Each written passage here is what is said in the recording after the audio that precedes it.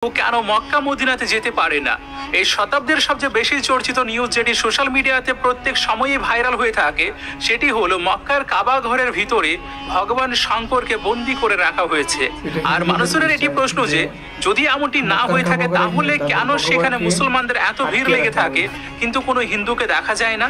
শেষ পর্যন্ত এর পিছনে কোন এমন সত্যতা লুকিয়ে রয়েছে, কেন কোনো হিন্দুকে এখানে দেখার পরই তাকে বাইরের দিকে রওনা করে দেওয়া হয়। আজকের এই ভিডিওতে আমরা মক্কা মদিনা এবং ভগবান শঙ্করের মধ্যে যে সম্পর্ক সেটির সম্বন্ধে তো জানবই, সেই সঙ্গে এটিও জানবো যে এই ঘটনা কি আসলে সত্য না এর পিছনে কোনো অন্য ফ্যাক্ট লুকিয়ে রয়েছে। আর শেষ বেলায় আমরা জানবো যদি কোনো বৈষ্ণব এখানে গঙ্গা জল নিয়ে কালো পাথরের উপর ছিটিয়ে দেয় তাহলে কি সত্যি পৃথিবীর সমস্ত মুসলিমরা মারা যাবে, আর যেটা একজন সাধারণ হিন্দু মনে করে থাকে। এই সমস্ত ছোট ছোট খুবই গুরুত্বপূর্ণ প্রশ্নের উত্তরগুলোকে আজকের এই ভিডিওতে খুবই সুন্দর করে এক্সপ্লেন করার চেষ্টা করব। তো তার আগে আপনার কাছে ছোট্ট রিকোয়েস্ট থাকবে যে যদি আমাদের চ্যানেলে প্রথম এসে থাকেন তাহলে চ্যানেলটি অবশ্যই সাবস্ক্রাইব করে রাখুন। আর সেই সঙ্গে আপনি কমেন্টে এটিও জানাবেন যে এই পৃথিবীর সবচেয়ে পবিত্র ধর্ম কোনটি এবং তার একটি ছোট্ট কারণ। তাহলে চলুন এবার আমরা মেইন টপিকের দিকে এগিয়ে যাই। আসসালামু আলাইকুম। তো বন্ধুরা কেমন আছেন? আশা করি সবাই ভালো আছেন। আপনাদের দোয়ায় আমিও ভালো আছি। তো আপনাদের মাঝে আবার নতুন একটা ভিডিও নিয়ে আসলাম। তো আজকের ভিডিওটা টপিক তো আপনারা দেখে থাম্বনেল থেকে বুঝতে পারতেছেন যে হিন্দুদের কেন মক্কাতে ঢুকতে হয় না। যেরকম মুসলমানদের মক্কা এবং মদিনা শরীফ রয়েছে, যেটাকে মুসলমানদের মুসলমান যারা রয়েছে মুসলমান সমাজ তাদেরকে সবচেয়ে পবিত্র জায়গা হয়েছে মক্কা, এবং মক্কার যে কাবা ঘর রয়েছে যেখানে মানুষ তওয়াফ করে হজের সময়, এই জায়গাটাকে বা এই জায়গাটা কেন্দ্র করে এবং হিন্দুদেরকে কেন ওই জায়গাতে এবং ঢুকতে দেওয়া হয় না, এবং মক্কা এবং মদিনাতে কেন হিন্দুদেরকে ঢুকতে দেওয়া হয় না, আর এবং ঢুকতে দিলে বা কি হতো, তো সম্পূর্ণ বিস্তারিত জানার জন্য পুরো ভিডিওটা দেখবেন। তো চলুন বেশি দেরি না করে ভিডিওটা শুরু করি। কেন মক্কা মদিনাতে যেতে পারে না। এই শতাব্দীর সবচেয়ে বেশি চর্চিত নিউজ যেটি সোশ্যাল মিডিয়াতে প্রত্যেক সময়ই ভাইরাল হয়ে থাকে সেটি হলো মক্কার কাবা ঘরের ভিতরে ভগবান শঙ্করকে বন্দী করে রাখা হয়েছে। আর মানুষের এটি প্রশ্ন যে যদি এমনটি না হয়ে থাকে তাহলে কেন সেখানে মুসলমানদের এত ভিড় লেগে থাকে কিন্তু কোনো হিন্দুকে দেখা যায় না। শেষ পর্যন্ত এর পিছনে কোন এমন সত্যতা লুকিয়ে রয়েছে, কেন কোনো হিন্দুকে এখানে দেখার পরই তাকে বাইরের দিকে রওনা করে দেওয়া হয়। আজকের এই ভিডিওতে আমরা মক্কা মদিনা এবং ভগবান শঙ্করের মধ্যে যে সম্পর্ক সেটির সম্বন্ধে তো জানবই, সেই সঙ্গে এটিও জানবো যে এই ঘটনা কি আসলে সত্য না এর পিছনে কোনো অন্য ফ্যাক্ট লুকিয়ে রয়েছে। আর শেষ বেলায় আমরা জানবো যদি কোনো বৈষ্ণব এখানে গঙ্গা জল নিয়ে কালো পাথরের উপর ছিটিয়ে দেয় তাহলে কি সত্যি পৃথিবীর সমস্ত মুসলিমরা মারা যাবে, আর যেটা একজন সাধারণ হিন্দু মনে করে থাকে। এই সমস্ত ছোট ছোট খুবই গুরুত্বপূর্ণ প্রশ্নের উত্তরগুলোকে আজকের এই ভিডিওতে খুবই সুন্দর করে এক্সপ্লেন করার চেষ্টা করব। তো তার আগে আপনার কাছে ছোট্ট রিকোয়েস্ট থাকবে যে যদি আমাদের চ্যানেলে প্রথম এসে থাকেন তাহলে চ্যানেলটি অবশ্যই সাবস্ক্রাইব করে রাখুন। আর সেই সঙ্গে আপনি কমেন্টে এটিও জানাবেন যে এই পৃথিবীর সবচেয়ে পবিত্র ধর্ম কোনটি এবং তার একটি ছোট্ট কারণ। তাহলে চলুন এবার আমরা মেইন টপিকের দিকে এগিয়ে যাই। আপনি অনেকটা দীর্ঘ সময় ধরে এই নিউজকে শুনে চলেছেন যে মুসলিমরা যে কাবাকে নিজেদের সবচেয়ে পবিত্র স্থান মনে করে থাকে তার ভিতরে শিবলিঙ্গ অবস্থিত আছে। আর মুসলিমরা যে স্থানে শয়তানকে পাথর ছুঁড়ে থাকে সেই স্থানটি কোনো অন্য কিছু নয় বরং ভগবান শিবকে সেখানে সৌদি আরবের মানুষেরা কয়েদি বানিয়ে রেখেছে। আর তারা মনে করে থাকে যে যদি কোনো হিন্দু এখানে গঙ্গা জল ছিটিয়ে দিতে পারে তাহলে ভগবান শিব মুক্ত হয়ে যাবেন। আর এটি কারণ যে যেখান থেকে মক্কা মদিনাতে কোনো হিন্দুকে প্রবেশ করতে দেওয়া হয় না। এবার এই সমস্ত দাবির পিছনে সত্যতা কতদূর আছে সেটিকে তো আপনাদেরকে জানাবই, তার আগে আপনাদের জন্য এটি জেনে নেওয়া জরুরি যে শেষ পর্যন্ত মক্কা এবং মদিনা মুসলিমদের জন্য এত বেশি গুরুত্বপূর্ণ কেন। তো আপনাদেরকে জানিয়ে রাখি সৌদি আরবিয়া টোটালি একটি ইসলামিক দেশ, আর যেখানে ইসলাম ধর্মের নিয়ম কানুনই লাগু করা হয়ে থাকে। এখানে খনিজ তেল খুবই বেশি মাত্রায় পাওয়া যায়, এই জন্য এটি এই পৃথিবী ভরের উন্নয়নশীল দেশগুলোর মধ্যে পড়ে থাকে। সৌদি আরবের রাজধানী রিয়াদ, আর এখানকার কারেন্সি রিয়াল। কিন্তু এই দেশের রাজধানীর থেকেও বেশি প্রসিদ্ধ হলো এই দেশের দুটো শহর, একটি হলো মক্কা আর দ্বিতীয়টি হলো মদিনা। আর এই দুটো শহর শুধুমাত্র সৌদি আরবিয়াতে বসবাসকারী মুসলমানদের জন্যই নয় বরং এই পৃথিবীতে যতগুলো মুসলমান আছে তাদের সবার জন্যই বিশেষ গুরুত্বপূর্ণ। আর এটি তার সবচেয়ে বড় কারণ হলো যেই জন্য এখানে প্রত্যেক বছর লক্ষ লক্ষ মুসলিম নিজের হাজিরাও দিতে আসেন। এটি মুসলিমদের জন্য পবিত্র তীর্থস্থলের মতোই। যেমন হিন্দুরা মনে করে থাকে যদি তারা 4টি ধামের যাত্রা করে নিতে পারে তাহলে তাদের জীবনের সমস্ত দুঃখ কষ্ট এবং পাপ মোচন হয়ে যাবে। ঠিক এমনইভাবে ইসলাম ধর্মে এটি মনে করা হয়ে থাকে যে মক্কা মদিনার মতো পবিত্র জায়গাকে দর্শন করার পর মানুষ আল্লাহ তাআলার নেক বান্দাদের মধ্যে যুক্ত হয়ে যায়।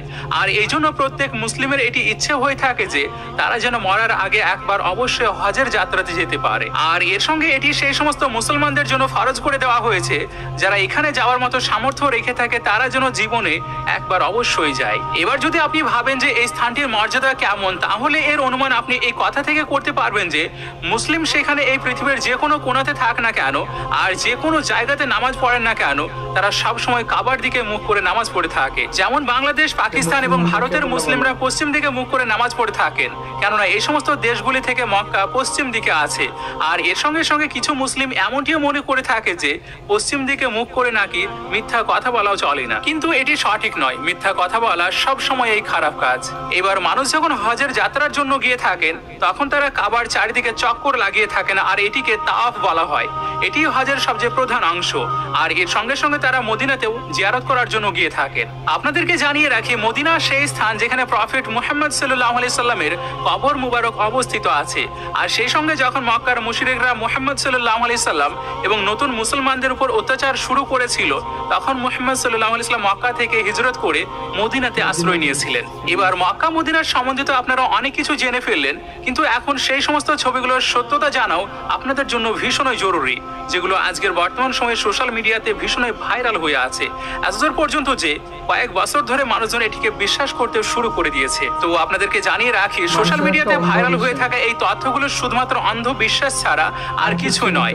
যদি আপনি সত্যিকারের হিন্দু হয়ে থাকেন তাহলে একজন হিন্দু এটি মনে করে থাকবে যে যদি ভগবান শিবের তৃতীয় চোখ খুলে যায় তাহলে এই পৃথিবীতে প্রলয় নেমে আসবে, মানে ধ্বংস নেমে আসবে। এবার আপনি এই কথার উপর কিভাবে বিশ্বাস করতে পারেন যে কোনো কেউ ভগবান শিবকে বন্দী করে রাখবে?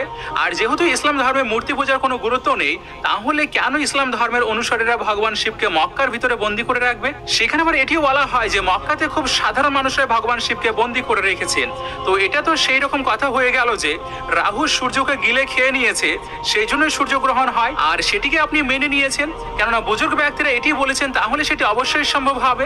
এখন বর্তমান সময়ে একজন বুদ্ধিমানের মস্তিষ্কে এই কথার চিন্তা ভাবনা করারও তো প্রয়োজন যে যাকে হিন্দু ধর্মে একজন ভগবান মানে শক্তিশালী ধ্বংসের দেবতা মনে করা হয়, তাকে মানুষ কিভাবে বন্দী করতে পারে? আর যদি আপনি এটি বিশ্বাস করেন তাহলে মানুষ হিন্দু ধর্মকে নিয়ে হাসি মজা করতে শুরু করবে আর বলবে যে ভগবানকেও নাকি বন্দী করা যায়। তাহলে সে কিসের ভগবান যাকে মানুষের শক্তি বন্দী করে রাখতে পারে? এবার হ্যাঁ, যারা এখানে শিক্ষিত হিন্দু আছেন তারা অবশ্যই এটিকে মেনে থাকেন না যে কাবার ভিতরে শিবজিকে বন্দী করে রাখা হয়েছে, কিন্তু তারা এটি ভাবে যে মক্কার কাবা ঘরের ভিতরে একটি শিবলিঙ্গ রাখা আছে। তো আপনাদেরকে এর উপরে জানিয়ে রাখি যে এমনটি একেবারে নয়। আসলে যখন মুসলমানরা হজ যাত্রার জন্য সেখানে গিয়ে থাকেন তখন কাবা ঘরের কাছে অবস্থিত একটি ইমারতে শয়তানকে পাথর মারার রেওয়াজের সঙ্গে সঙ্গে হজ যাত্রা সম্পূর্ণ মনে করা হয়। যদিও শয়তানকে পাথর মারার এই আয়োজন সম্পূর্ণ 3 দিনেরও হয়ে থাকে, কিন্তু ঈদুল আজহা মানে কুরবানি ঈদের দিন শুরু হওয়ার জন্য সমস্ত হজ যাত্রীরা এই দিনেই শয়তানকে পাথর মারার যে রীতি সেটিকে সম্পূর্ণ করে নেন। হজে আসা মানুষেরা এখানে উপস্থিত হয়ে এই 3টি বরাবর খাম্বার মতো জিনিসকে লক্ষ্য করে এর দিকে পাথর ছুঁড়ে থাকেন, কেননা তারা মনে করে থাকেন যে এটি শয়তানের চিহ্ন। আর এই রীতিকে পালন করার সঙ্গে সঙ্গে হজও সম্পূর্ণ হয়। এবার যারা বেশি জ্ঞান রেখে থাকেন সেই সমস্ত হিন্দুরা এটি মনে করে থাকে যে এই 3টি হলো শিবলিঙ্গ, আর এই 3টি খাম্বার নিচে শিবলিঙ্গ স্থাপনা করে তার উপরে এই ইমারতগুলো বানানো হয়েছে। তো এমনটিও একদমই নয়, বরং সেখানে এর সত্যতা কিছু অন্যরকমই জুড়ে আছে। আর সেটি হলো যখন আল্লাহ তাআলা হযরত ইব্রাহিম আলাইহিস সালামের কাছে তার সবচেয়ে প্রিয় জিনিসকে চাইলেন, তখন হযরত ইব্রাহিমের জন্য তার সবচেয়ে প্রিয় জিনিস নিজের একমাত্র সন্তান ছাড়া আর কি বা হতে পারে, কেননা তার এই সন্তানটি অনেক বৃদ্ধ বয়সে হয়েছিল এবং প্রথম স্ত্রীর পক্ষ থেকে নয় বরং দ্বিতীয় স্ত্রীর পক্ষ থেকে হয়েছিল। আর এই জন্য ইসমাইলকে হযরত ইব্রাহিম আলাইহিস সালাম খুবই মহব্বত করতেন, কিন্তু এখন আল্লাহর হুকুম চলে এসেছে সেটাকে তো মান্যতা দিতে হবে। আর এই জন্য হযরত ইব্রাহিম আলাইহিস সালাম নিজের পুত্রের কুরবানি দেওয়ার জন্য মনস্থির করে নিলেন। এমন সময় যখন হযরত ইব্রাহিম আলাইহিস সালাম নিজের ছেলেকে কুরবানি দেওয়ার জন্য নিয়ে যাচ্ছিলেন, তখন রাস্তাতে একটি শয়তানের সাথে দেখা হয়, আর যে ইব্রাহিম আলাইহিস সালামকে বলল সে কেন তার এত বৃদ্ধ বয়সেও নিজের প্রিয় ছেলেকে কুরবানি দিতে চাইছে। এখন তো তার পুত্র হওয়া খুবই মুশকিল, আবার তার উপরে এই ছেলেটি অনেক বছর পর মানে বৃদ্ধ বয়সে জন্ম নিয়েছে, আর সেই তার বৃদ্ধ বয়সে সাহায্য করবে। সেই জন্য শুধুমাত্র আল্লাহর আদেশের জন্য কিভাবে ইব্রাহিম নিজের কলিজার টুকরোকে কুরবানি দিয়ে দিতে পারে? তো শয়তানের এমন কথাকে শুনে হযরত ইব্রাহিম আলাইহিস সালাম কিছুক্ষণের জন্য চিন্তায় পড়ে গেলেন। আর এমন সময়ে কুরবানি দেওয়ার যে ইরাদা কাদা সেটিও কিছু সময়ের জন্য নড়বড়ে হয়ে গেল। কিন্তু তখনই তিনি আবারও চিন্তা করলেন, না, আমি ভুল করতে যাচ্ছি। আমার সর্বপ্রথম আল্লাহর কথাকে মান্যতা দেওয়ার প্রয়োজন, যিনি আমাকে এমন বৃদ্ধ বয়সেও সন্তান দান করেছেন। সেই জন্য হযরত ইব্রাহিম আলাইহিস সালাম কুরবানি দেওয়ার জন্য চলে গেলেন। এমন সময় হযরত ইব্রাহিম আলাইহিস সালাম ভাবলেন, কুরবানি দেওয়ার সময় যেন আমার প্রিয় পুত্রের মুখের দিকে তাকিয়ে আমার মায়া না চলে আসে। আর এটি কারণ ছিল তিনি কুরবানি দেওয়ার সময় নিজের চোখে কাপড় বেঁধে নিয়েছিলেন। কিন্তু সেখানে আল্লাহ তাআলা কেমন ভাবে নিজের প্রিয় দোস্তের সঙ্গে খারাপ কিছু করতে পারেন? তিনি তো শুধুমাত্র হযরত ইব্রাহিম আলাইহিস সালামের পরীক্ষা নিচ্ছিলেন, আর যেখান থেকে হযরত ইব্রাহিম আলাইহিস সালাম সম্পূর্ণভাবে পাশ হয়ে গেলেন। এই জন্য আল্লাহ তাআলা হযরত ইব্রাহিম আলাইহিস সালামের পুত্র হযরত ইসমাইলের স্থানে কুরবানি দেওয়ার জন্য একটি ভেড়াকে খাড়া করে দিলেন। আর তখন থেকে ঈদুল আজহার দিন কুরবানি দেওয়ার জন্য এই রেওয়াজ চলে আসছে। কুরবানি দেওয়ার মানে শুধু মাংস খাওয়া নয়, বরং নিজের মনের ভিতরে যে পাপ এবং নোংরা জমে আছে সেগুলিকেও তার সঙ্গে হত্যা করে ফেলা। আর এটি কারণ যখন হজযাত্রীরা জানোয়ারের কুরবানি করে নেয়, তখন তারা শয়তানকে পাথর মারার জন্য সেইখানে পৌঁছে যায় যে শয়তান হযরত ইব্রাহিম আলাইহিস সালামকে উস্কানি দিতে চেয়েছিল। আর এই পাথর মারার রীতির সঙ্গে সঙ্গে আল্লাহ তাআলার সঙ্গে এই প্রতিশ্রুতিও করে থাকে যে কোনো শয়তান তাদেরকে কখনোই পথভ্রষ্ট করতে পারবে না। সেখানে সেই শয়তান হোক পৃথিবীর বাইরের অথবা নিজের মনের ভিতরে, তারা সব সময় সত্য মন থেকে আল্লাহর ওই ইবাদত করবে। সেই জন্য হাজিরা প্রথমে বিসমিল্লাহ এবং আল্লাহু আকবার পড়ে নিয়ে একটি নির্দিষ্ট পরিমাণে পাথর ছুঁড়ে থাকে। কিন্তু যারা বড় বড় পাথর ছুঁড়ে থাকে অথবা জুতো ছুঁড়ে থাকে, তারা আসলে শয়তানের অনুসারী হয়ে যায়। তো এই জন্য এই তিনটি কোনো শিবলিঙ্গ নয়, বরং এগুলো একটি সাধারণ ইমারত যেগুলোকে শয়তানের প্রতীক মনে করা হয়। আর এটির উপর পাথর বর্ষণ করে মানুষ নিজের ভিতরে যে শয়তান আছে সেগুলোকে মারার চেষ্টা করে থাকে। এবার কিছু মানুষের মস্তিষ্কে এই প্রশ্ন আসবে যে যদি এই সমস্ত কিছু মিথ্যে হয়ে থাকে, তাহলে সেখানে হিন্দুদেরকে কেন প্রবেশ করতে দেওয়া হয় না? তো এখানে সর্বপ্রথম কথা হলো, মক্কাতে শুধুমাত্র হিন্দুদেরকে নয়, বরং এই পৃথিবী ভরের সমস্ত অমুসলিমদেরও প্রবেশ নিষিদ্ধ আছে। সেখানে সে হিন্দু, শিখ, ঈসাই, ইহুদি অথবা বৌদ্ধই হোক না কেন, যদি তারা মুসলমান না হয় তাহলে তাদেরকে কাবার ভিতরে যেতে দেওয়ার অনুমতি নেই। আর যার উদাহরণস্বরূপ ধরুন, যদি কেউ মুসলমান না হয় তাহলে তারা আল্লাহকে সত্য মনে বিশ্বাস করে না। আর যারা সত্য মন থেকে আল্লাহকে বিশ্বাস করে না, তাহলে তারা কাবার ভিতরে, মানে যেটিকে আল্লাহর ঘর মনে করা হয়, সেখানে প্রবেশ করে বা কি করবে? এখানে শুধুমাত্র সেই সমস্ত মানুষদেরকে আসার অনুমতি দেওয়া হয়েছে যারা একেবারে সত্য এবং পবিত্র মন থেকে আল্লাহর উপর বিশ্বাস করে থাকেন। এবার আপনি এটিকে কিছুটা এমন ভাবেই চিন্তা করে দেখুন, একটি আপনার ঘর আছে কিন্তু সেটিকে কেউ একজন সম্মান করছে না, তাহলে কি আপনি তাকে আপনার ঘরে আসার জন্য অনুমতি দেবেন? কখনোই দেবেন না। আর এটি তো হলো আপনার মানুষ্য নিয়ম কানুন, কিন্তু সেটি তো মহান আল্লাহর নিয়ম। সেই জন্য আপনি চাইবেন যে কেউ আপনার ঘরে আসুক না কেন, সেজন্য সর্বপ্রথম আপনার সম্মান করে।